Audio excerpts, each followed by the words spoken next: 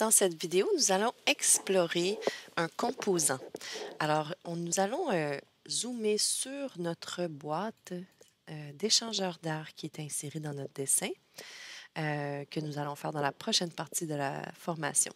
Et je vais double-cliquer sur la boîte CVC, la boîte d'échangeur d'air, pour entrer dans le composant. Alors, à ce moment-là, la fenêtre qui va ouvrir, c'est vraiment la fenêtre ici, vue 1, qui fait partie d'une unité VAV.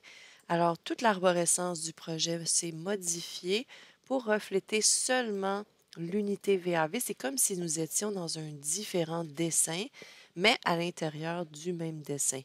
Et là, vous voyez que les menus sont tous modifiés. Nous avons créé, inséré, annoté, vu, géré, mais pas les mêmes menus que tantôt parce qu'on a bien sûr une boîte ici. Et tout composant dans Revit est une espèce d'extrusion, hein. C'est un 3D qui a été dessiné. Donc, à l'intérieur de cette boîte, vous allez voir des objets. Ces objets-là, ce sont aussi des composants. Alors, ce qu'il faut comprendre, c'est comme des blocs dans AutoCAD, un composant. Et parfois, à l'intérieur d'un composant, on retrouve d'autres composants. Donc, si on clique sur ces composants-là, on voit que ça dit élément de connecteur, connecteur 1, soufflage. Ensuite, ici, on a un élément de connecteur, connecteur 2, reprise.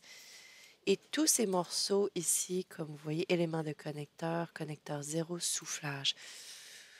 Tous ces morceaux font partie du plus grand composant, donc c'est vraiment des composants à l'intérieur de composants. Ici, on voit un élément de connecteur puissance, donc c'est pour le raccord électrique.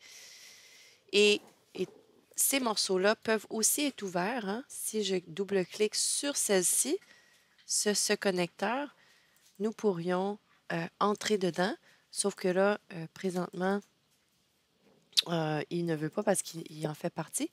Mais quand je clique sur la boîte, vous aviez par exemple modifié l'extrusion.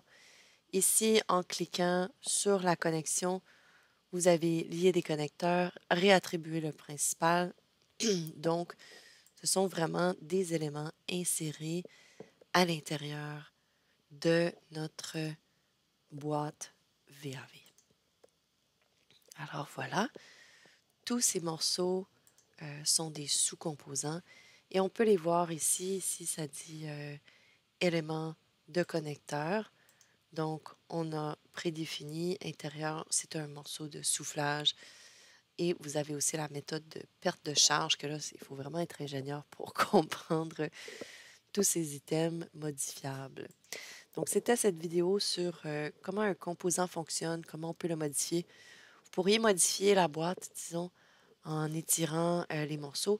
Par contre, il y a des contraintes et pour voir toutes ces contraintes, il faut aller dans le petit plan d'étage niveau de référence à ce moment-là et toutes les contraintes sont identifiées ici. Donc, vous avez par exemple la hauteur de boîte égale 160, longueur de connecteur R primaire 85, 125 et tous ces éléments-là peuvent être modifiés si on les débarre premièrement et qu'on les modifie par la suite. Maintenant, ce niveau d'expertise dans Revit est un petit peu plus approfondi, mais juste pour que vous sachiez que si jamais par erreur vous double-cliquez sur un composant, c'est possible que vous vous retrouvez dans cette vue de modification de composants. À ce moment-là, en fermant les vues qui se sont ouvertes, on va vous demander si vous voulez enregistrer les modifications. Si vous avez modifié l'élément, vous pourriez lui donner un nouveau nom. Sinon, on va simplement dire non et nous retournons dans le dessin initial. Et là, on voit que l'arborescence s'est replacée pour le dessin en entier. Voilà.